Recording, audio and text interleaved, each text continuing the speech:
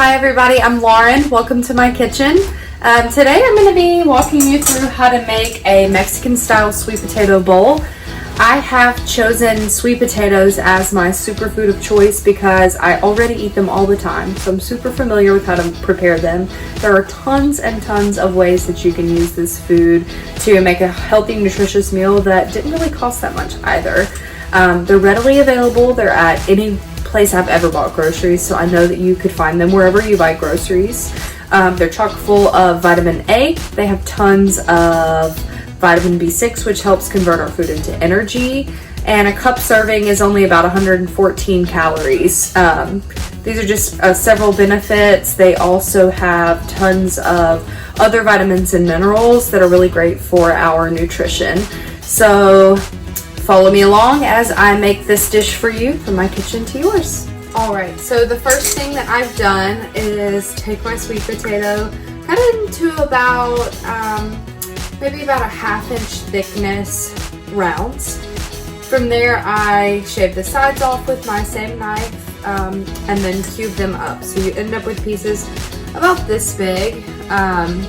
The smaller these pieces are, the easier they're going to be to roast, the less time they're going to take. So that's why I've done that this way. This is just one sweet potato. I am making 2 servings of this meal for me and my boyfriend. So after you've got that all cut up, you do want to go ahead and preheat your oven to 425 degrees Fahrenheit. And then I'm going to drizzle these with enough olive oil to coat, maybe a tablespoon or 2, just depending on how you've cut your sweet potatoes. And I learned this great tip from one of my favorite health and fitness influencers slash YouTubers. Her name's Whitney Simmons. She took a taco seasoning packet, olive oil, and put that all over her sweet potatoes before roasting and swore it was the best thing ever. So I had to try it. I already eat tons of sweet potatoes. I said, you know what do I have to lose? One batch? Well, I didn't lose a batch because it was a fantastic idea. So I've just poured maybe about 1/4 of the packet over that, just enough so that once we stir everything around, we're gonna have those nice and coated. So we wanna stir it around, make sure all the sweet potatoes have plenty of seasoning. This is something you can really easily eyeball.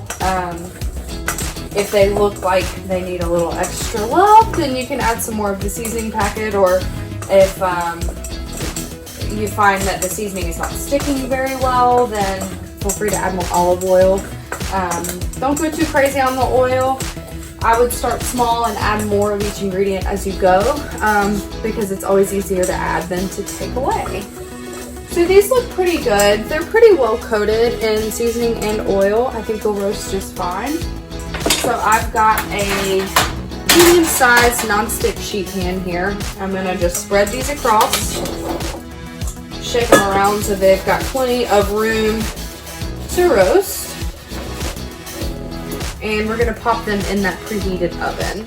So our sweet potatoes have just been popped in the oven. I've turned one of my stovetop burners to a medium-high heat, and I have sliced 1/2 of a white onion that I also purchased from Trader Joe's. I don't know if I mentioned, I got the sweet potato and the seasoning so far are only ingredients, both from Trader Joe's. Most of these ingredients have come from some combination of Target, Trader Joe's, and or Winn-Dixie, since that's kind of close to me as well. So we're gonna go ahead and put that onion in the saucepan on medium-high and let it sweat. So as you can see here, I've just added my onion to my saucepan. No oil, no salt, pepper, anything like that. We're just gonna let the onion sweat out and begin to get nice and flavorful. And then once that's done in a few moments here, I'm going to pour in the contents of this black beans can that I picked up from Target. I did choose the low sodium variety just to cut back on some salt. It's good to do that when you can. And since this is a meatless meal, this is gonna be great for your protein content. So this meal is good for vegetarians. You could add chicken if you wanted. I just chose to do it meatless to save a little time. And quite honestly, I didn't have anything defrosted. This meal is delicious with or without any kind of meat or animal protein. So I just chose black beans today. So these are gonna sweat down. I'll check back with you all in just a moment once they have cooked a little bit. So we've gotten our onions to a point where they are translucent, but they're not brown or caramelized yet. So this is a good time to add in our black beans. We're adding the full contents, juice and all. We are not draining these black beans. Making sure to get all that goodness. And we're gonna give that a stir just to make sure the onions and the black beans are incorporated. At this point, I like to go ahead and add my seasoning. Since this is a simple recipe, I want to keep the seasoning simple as well. My personal favorite seasoning for making black beans this way is just to add a ton of adobo. Again, I'm kind of an eyeballer. I would be willing to bet that I use close to a tablespoon of this, and it's the only seasoning I use in this portion of the dish. So just shaking some in. It may be closer to 2 or 3 tablespoons rather than, or 2 or 3 teaspoons rather than a tablespoon. So once you've got that in, just give it a stir. Again, this is all to taste. If you want them very flavorful, you can add more at the end. It's not going to affect the cooking at all. And essentially what we want now is for these black beans just to be warmed through, the flavors to have incorporated with both the onion and the black beans from the seasoning. So I'm going to let this hang out at this heat for just a few minutes. And after that, we're going to turn it to low, let them rest covered until we're ready to serve the rest of it. Alrighty folks, so here I have 1 Roma tomato cut up. I have some seeded jalapenos. This is 2 jalapenos, both halved and seeded, and then sliced. Both of these items came from Winn-Dixie on my grocery trip today. Limes, also from Winn-Dixie. Those are quartered into wedges. I don't know if you can call this julienne, but I did my best to thinly slice this orange bell pepper. So I've got that as well. This is about a 1/4 cup chopped of cilantro. That's going to be awesome for the top of these bowls. I've gone ahead and sliced open an avocado. I'm going to slice these into thinner slices, possibly even more like cubes when I'm ready to serve this meal. This came from Trader Joe's. And then I have some sweet corn. This is actually another really cheap ingredient because I just use frozen sweet corn. This is a bag that I picked up from Trader Joe's probably months ago that I pretty much exclusively use for roasting corn as a topping. So it lasts a good while, and since we're roasting it, it can go in with a little bit of ice chunk. That's never hurt me before. You may have your own preference of how to do this. But I like to just get about, I would say, 1/4 to a 1/2 cup. Again, this is all based on preference. Go ahead and get that out. You can add it to a nonstick sheet pan when your sweet potatoes have about maybe 10 or so minutes remaining to cook, and let that roast for a little bit. We just want to get them warm, kind of crisp up the edges a tad. So this is what I have for toppings. Alright, so at this point we've seen our toppings, we've seen our sweet potatoes and our black beans. They're both going now. You might be wondering, does this bowl have any kind of base? Well, you could use a lot of things. You could make these ingredients into somewhat of a salad. You could use a cauliflower rice, you could use a regular rice. For me personally, I like an old trusty secret. That is this Good and Gather 90-second Southwestern quinoa and brown rice blend. These are super easy. You pop them in the microwave, tear a slit in the bag, let them go for 90 seconds, and it's ready to serve. I normally wouldn't include a processed food like this. I try not to in my diet, but it was important to me that when I was purchasing this, I read the ingredients and I could pronounce every single one of them. They're all either the grains themselves or spices. and there are no crazy preservatives or any additives that I didn't know what they were. So I thought this was a good, easy weeknight choice to help from having yet another dish to clean and cooking something that generally intimidates people, which is quinoa. I actually really like to cook quinoa, but this was a nice, easy alternative for a weeknight, so I figured, why not?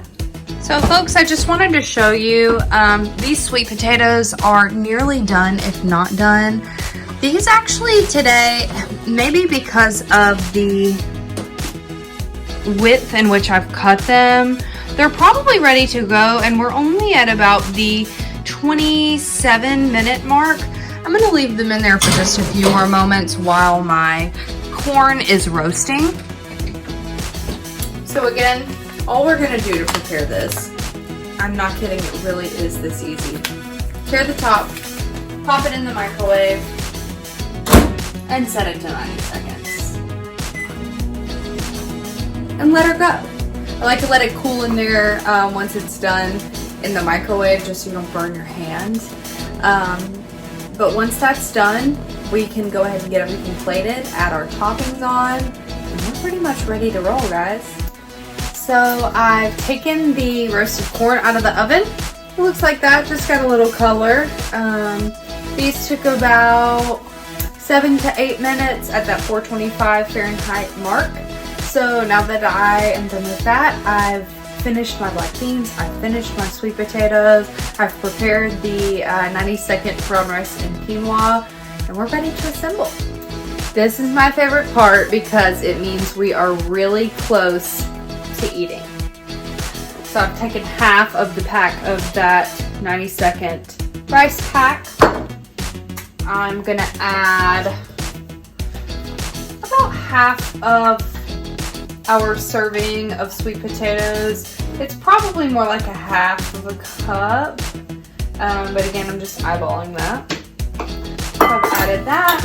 I'm gonna add maybe a couple of tablespoons of our roasted corn. And then I'm gonna take probably another half cup or so of our black beans. I'm keeping some juice in there because the juice is the best part. That. Add a little bit more. We need some protein today. And now that our 3 main components that we've cooked in the oven are in, we're going to add the rest here. So I'm going to just start adding some of my fresh veggie toppings. We've got some jalapeno, got some bell pepper, a little bit of fresh tomato, some avocado. I'm going to use about 1/4 of this avocado for my portion.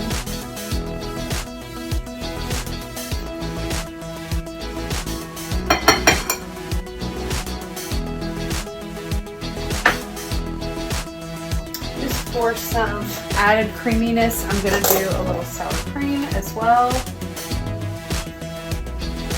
About a couple tablespoons.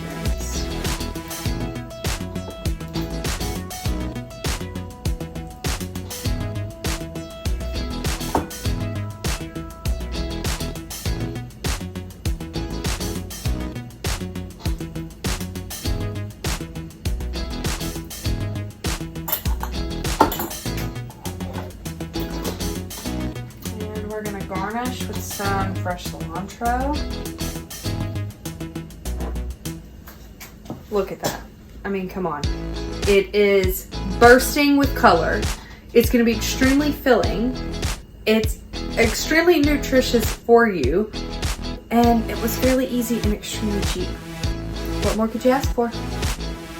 Thank you all for watching me take you through one of my favorite weeknight recipes.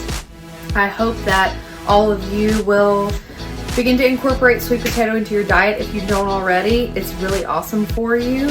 And it's a good alternative to regular potatoes as well. It's got a little more fiber. It's a little lower on the GI index as well. So yeah, decide how this food can improve your diet, how you can incorporate it into breakfast, lunch, or dinner. And if you make this meal, let me know how you liked it. I hope you enjoy yours as much as I enjoy mine. Cheers.